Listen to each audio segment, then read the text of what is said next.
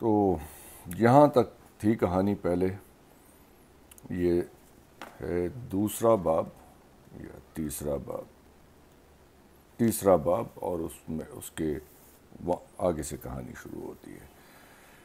رحیم داد آہٹ سن کر گھبرایا ہوا باہر آیا.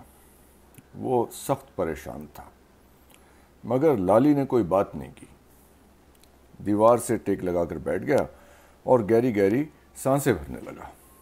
رحیم داد اندھیرے میں ایک ایک چیز ٹٹول کر دیکھنے لگا. جب اس نے کمبل کی تہہ کھولی اور اندر سے تازہ تازہ روٹیوں کی سوندھی سوندھی مہک نکلی تو وہ بچوں کی طرح چہک کر بولا, اوہو یار, کمال کر دیا. روٹیوں کا تھبا تو بالکل گرم گرم ہے. شہد اور پنیر بھی ہے. لالی نے اسے مطلع کیا. جیب سے ماچس نکالی, جھک کر چراغ اٹھایا اور اسے روشن کر دیا. ہوا تیز تھی, چراغ کی لو بار بار بھڑکتی. لالی نے ادھر ادھر سے پتھر اکٹھا کر کے چراغ ان کی اوٹ میں رکھ دیا. اس طرح وہ ہوا سے محفوظ ہو گیا. روشنی بھی باہر جانے کی بجائے محدود ہو کر رہ گئی. رحیم داد نے زمین پر نمدہ بچھا دیا. دونوں اس پر بیٹھ گئے. لالی پاؤندوں کے ڈیرے کا حال بتانے لگا. رحیم داد نے روٹیاں نکال کر باہر رکھی. 8 روٹیاں تھیں, موٹی موٹی اور خوب بڑی بڑی. یہ 8 دن کا راشن ہے. لالی نے پاؤندوں سے خریدی ہوئی چھری نکالی اور ہر روٹی کے 4 ٹکڑے کر دیے. روٹیاں تو چل جائیں گی پر پانی کم ہے. بوکی تو اپنے پاس ہے اور نہر بھی زیادہ دور نہیں, پانی نہر سے آ جائے گا.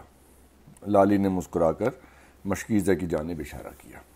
پر 8 دن تک یہاں کون پڑا رہے گا؟ تب تک ہم بہت آگے نکل جائیں گے. رحیم داد نے شکوہ کرنے کے انداز میں کہا, برا نہ منانا, تیرا معاملہ تو ایک دم فرسٹ کلاس بن گیا. اس نے اپنا میلا کچیلا لباس دیکھا.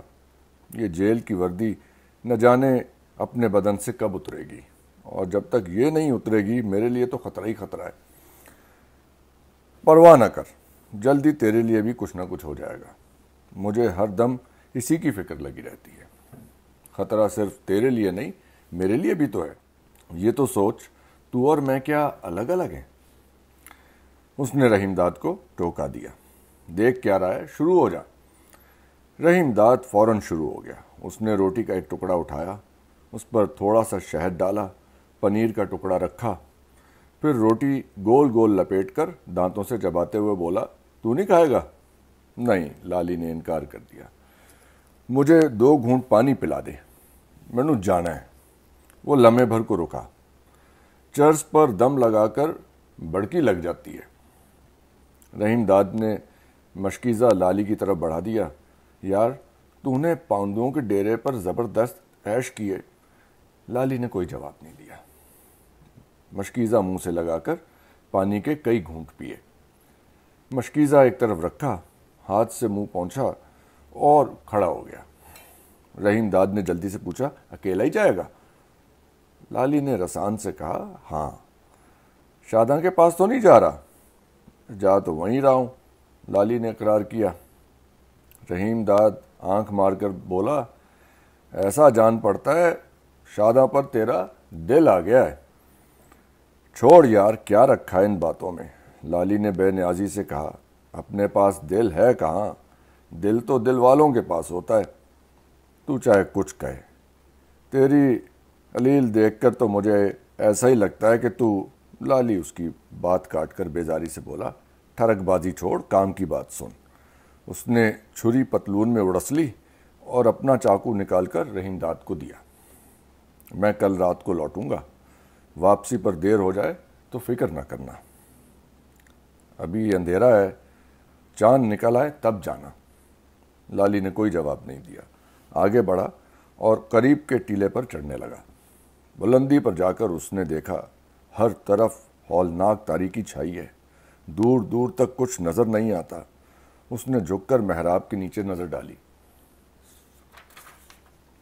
رحیم داد چراغ کی دھندلی روشنی میں بیٹھا روٹیوں کے ٹکڑے گن رہا تھا. لالی زیادہ دیر ٹیلے پر نہ ٹھہرا, آہستہ آہستہ دوسری طرف اتر گیا.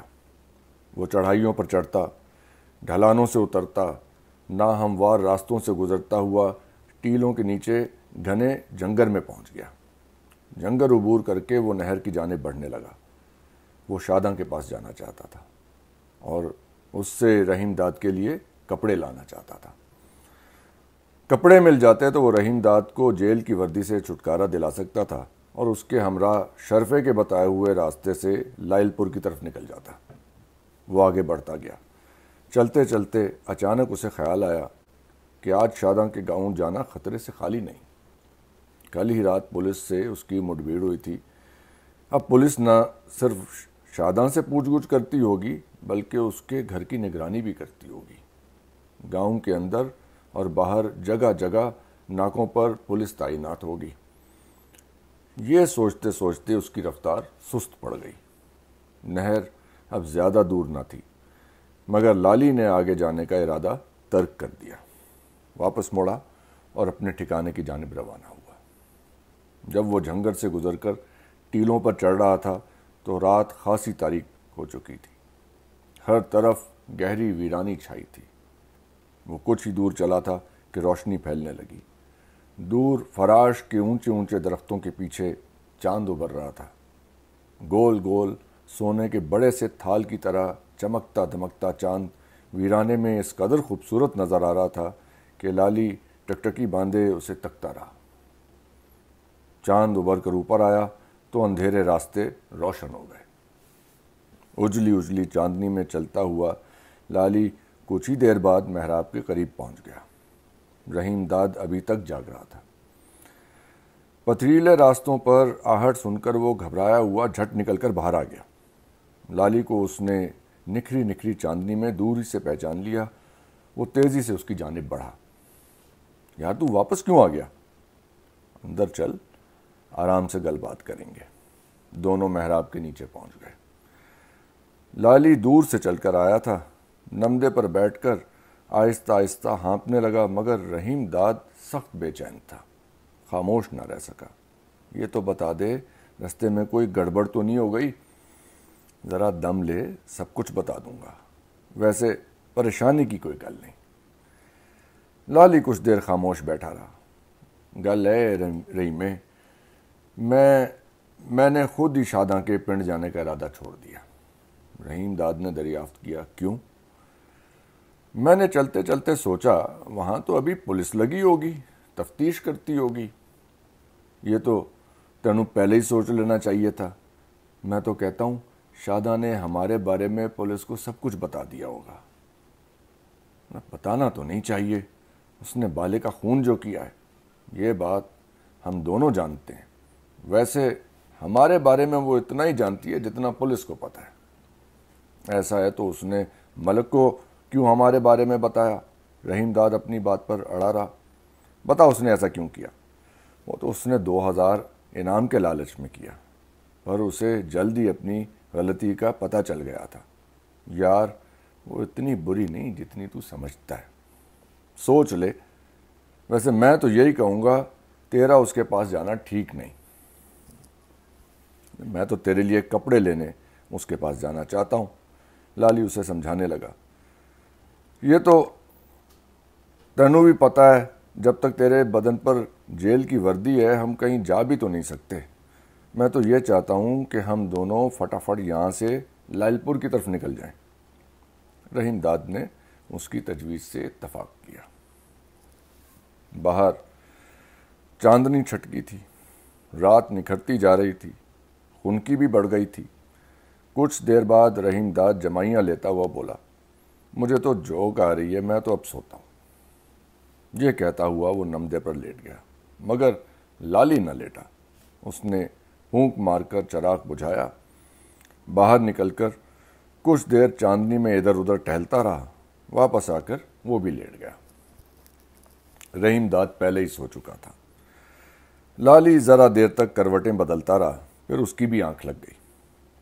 صبح اٹھ کر دونوں نے شہد کے ساتھ روٹی کا ایک ایک ٹکڑا کھایا، پانی پیا، محراب کے نیچے بیٹھے رہے یا اس کے قریب ہی منڈلاتے رہے، مگر دور نہیں گئے۔ شام کو انہوں نے پھر روٹی کا ایک ٹکڑا کھایا۔ تھوڑا تھوڑا پنیر بھی کھایا۔ کھانے سے فارغ ہو کر انہوں نے فوراً چراغ بجھا دیا۔ اندھیرے میں بیٹھے ادھر ادھر کی باتیں کرتے رہے۔ چاند طلوع ہوا تو دونوں باہر نکلے اور کچھ دور جا کر ایک ٹیلے پر چڑھ گئے۔ بلندی سے انہوں نے گھوم پھر کر ہر طرف نظر دوڑائی۔ اجلی اجلی چاندنی ہر طرف چھٹکی ہوئی تھی، مگر سناٹا بہت گہرا تھا۔ وہ بہت دیر بعد واپس آئے اور سونے کے لیے لیٹ گئے۔ دوسرا دن بھی اسی طرح گزرا، تیسرا دن بھی گزر گیا، مگر چوتھے روز پانی ختم ہو گیا۔ البتہ روٹیاں بھی موجود تھیں، شہد اور پنیر بھی تھا۔ دن بھر وہ پیاسے رہے۔ شام ہوئی اور اندھیرا پھیلا تو لالی نے مشکیزہ اٹھایا، رحیم داد کو اپنے ساتھ لیا۔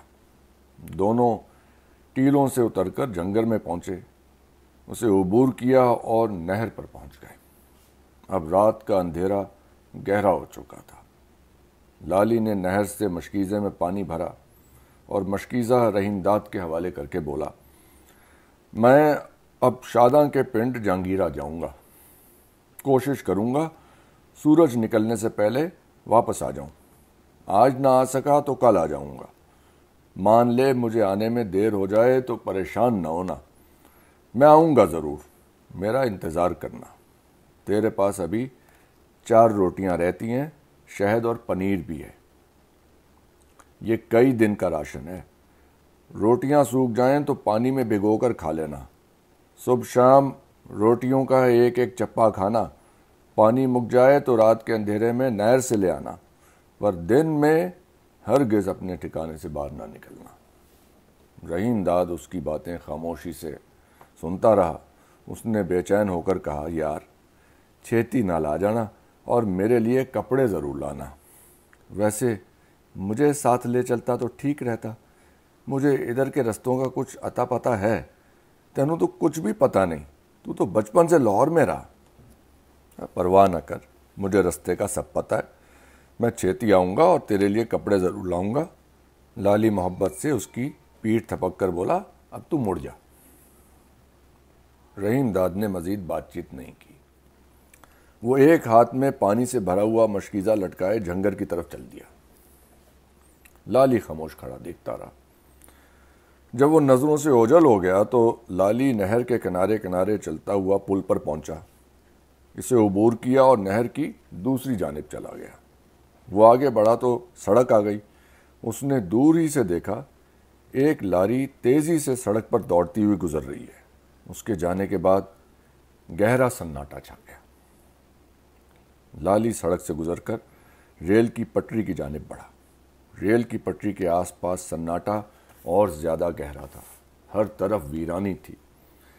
وہ ریل کی پٹری کے کنارے کنارے کچھ دور تک چلتا رہا، پھر نشیب میں اتر کر جنگلی جھاڑیوں کے درمیان راستہ بناتا ہوا آہستہ آہستہ آگے بڑھنے لگا۔ رات آدھی سے زیادہ گزر چکی تھی۔ لالی سنسان راستوں سے گزرتا، ہر آہٹ پہ چونکتا، ایک بار پھر شاداں کے گھر کی دیوار کے نیچے کھڑا تھا۔ وہ ذرا دیر خاموش کھڑا رہا، پھر دیوار پر چڑھا اور آہستہ سے آنگن میں اتر گیا۔ اس نے چوکنا نظروں سے ادھر ادھر نظر دوڑائی اور دالان کی جانب دبے دبے قدموں بڑھا۔ اس نے دیکھا کہ شاداں دالان کے ایک کونے میں فرش پر لیٹی ہے، وہ جاگ رہی تھی۔ اس نے اجلی چاندنی میں لالی کا سایہ دیکھا تو گھبرا کر اٹھ بیٹھی۔ لالی اس کے قریب پہنچ چکا تھا۔ شاداں کی آنکھیں حیرت سے پھٹی کی پھٹی رہ گئیں۔ لالی نے کچھ کہنا چاہا تو شاداں نے ہاتھ بڑھا کر اس کے منہ پر رکھ دیا، کمرے کے بند دروازے کی جانب اشارہ کیا اور لالی کا ہاتھ پکڑ کر آنگن میں آ گئی۔ وہ اسے پڑچھتی پر لے گئی، آہستہ سے پوچھا، تو آیا کیسے؟ دیوار پھاند کر، لالی بے نیازی سے بولا۔ مسکری نہ کر، ٹھیک ٹھیک بتا، پہلے یہ بتا کمرے میں کون ہے کوئی؟ کیا کرے گا جان کر؟ شاداں نے گول مول جواب دیا۔ لالی نے آنکھ مار کر بے تکلفی سے کہا، کوئی نیا یار پھانس لیا ہے؟ شاداں ایک دم شعلے کی طرح بھڑک اٹھی۔ اس نے قہر آلود نظروں سے لالی کو دیکھا، میں کوئی چھنال ہوں، مجھے سمجھتا کیا ہے کنجر؟ یہ کہہ کر اس نے غصے سے زمین پر تھوک دیا۔ لالی نے اس کی برہمی پر ذرا بھی برا نہ منایا، ڈٹائی سے مسکراتا رہا۔ ایسا نہیں ہے تو پھر چھپا کیوں رہی ہے؟ صاف صاف بتا، کمرے میں کون ہے؟ اس نے لمحے بھر رک کر پوچھا۔ تیرا قسم تو نہیں آ گیا؟ نہیں، شاداں کے لہجے میں ٹھہراؤ آ گیا تھا۔ وہ یہاں کیسے آ سکتا ہے؟ کیوں نہیں آ سکتا؟ تو اس کی گھر والی جو ہے چھوٹ تو نہیں گئی؟ اس نے تجھے طلاق تو نہیں دے دی؟ دے بھی نہیں سکتا، شاداں نے نہایت اعتماد سے کہا۔ لالی نے نظر بھر کر شاداں کو دیکھا۔ وہ اوپر چھتی کے کنارے پر اس طرح کھڑی تھی کہ ہلکی ہلکی چاندنی کی پھوار میں اس کا چہرہ اجلے پیتل کی طرح دمک رہا تھا۔ بڑی بڑی روشن آنکھوں میں کمل کھل رہے تھے۔ لالی نے مسکرا کر اسے چھیڑا۔ تجھ پر جان دینے والے اور تیرے لیے تڑپنے والے تو اور بھی بہت ہیں، تجھ میں بات ہی ایسی ہے۔ اس نے شاداں کی دمکتی ہوئی پیشانی اور آنکھیں بھرپور نظروں سے دیکھی۔ تو ابھی تک متیلی مٹیار لگتی ہے، میں مخول نہ کر۔ وہ شرما گئی، پھر بجھے ہوئے لہجے میں بولی، اب کیا رہ گیا مجھ میں؟ جل کر راکھ ہو گئی۔ اس نے گہری سانس بھری۔ بالے نے مجھے برباد کر دیا۔ اس کی گل چھوڑ، ٹھیک ٹھیک بتا کمرے میں کون ہے؟ ناراض تو نہیں ہوگا؟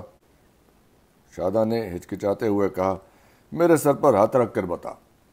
نہیں، لالی نے اس کے سر پر ہاتھ رکھے بغیر کہا، نہیں مناؤں گا، بالکل نہیں مناؤں گا۔ ایسے نہیں، شاداں نے اصرار کیا، سر پر ہاتھ رکھ کر بتا، برا تو نہیں منائے گا؟ لالی نے اس کے سر پر ہاتھ رکھ دیا، لے اب بتا۔ شاداں نے ذرا سا آگے جھک کر سرگوشی کی۔ تاجی ہے، اندر منجی پہ سو رہی ہے۔ کون تاجی؟ لالی کی سمجھ میں کچھ نہیں آیا۔ وہ ہونک کی طرح شاداں کا چہرہ تکنے لگا۔ شاداں ناک سکیڑ کر تیکھے لہجے میں بولی، وہی کنجری جس نے بالے کو مجھ سے چھین لیا تھا۔ لالی نے خطرے کے احساس سے خوفزدہ ہو کر کہا، وہ یہاں کیسے آ گئی؟ آئی نہیں، میں خود جا کر لائی ہوں۔ شاداں مطلق خوفزدہ نہیں تھی۔ لالی اس کی بات سن کر سخت پریشان ہوا، جھنجھلا کر بولا، تیرا مغز تو نہیں چل گیا؟ یہ تجھے سوجی کیا؟ ناراض نہ ہو، تو نے میرے سر پر ہاتھ رکھا ہے۔ وہ صفائی پیش کرنے لگی۔ تب چڑھی تھی اسے، کوئی دوا دارو بھی نہیں، میں شام کو اس کے لیے دوا لائی ہوں۔ اس نے قدرے تامل کیا، تڑپ کر بولی، ہائے، سرسوں کے پھول کی طرح پیلی پڑ گئی ہے۔ لالی اس کی باتوں سے ذرا بھی متاثر نہ ہوا، نہایت بے رخی سے بولا، تجھے کس نے کہا تھا اسے اپنے گھر میں لا، اس کا علاج کرا؟ اور کوئی نہیں اس کا؟ کوئی تو ہوگا۔ ہے تو، شاداں نے جواب دیا، ویر ہے، پر وہ کراچی میں ہوتا ہے۔ بھرجائی تھی، وہ بھی پچھلے دنوں اس کے پاس چلی گئی۔ اس نے قدرے توقف کیا، ٹھیک ہی ہوا، ایسی چنڈال تھی، ہائے کیا بتاؤں، روز تاجی کا ہاتھ پکڑ کر نکالتی تھی، مارتی تھی، چونٹے کسوٹتی تھی، تبھی تو بالے کے گلے پڑ گئی۔ لالی اس کی باتوں سے اکتا گیا، بات کاٹ کر بولا، خواہ مخواہ کی کڑ بند کر، یہ بتا وہ بالے کو تو نہیں پوچھتی تھی؟ کیوں نہیں پوچھتی تھی؟ میں اس کے پاس گئی تو اس نے پہلی بات یہی پوچھی۔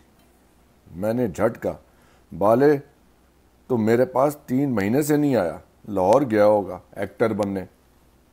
وہ تو اپنے آپ کو سونا منڈا سمجھتا ہے۔ شاداں نے غور سے لالی کا چہرہ دیکھا۔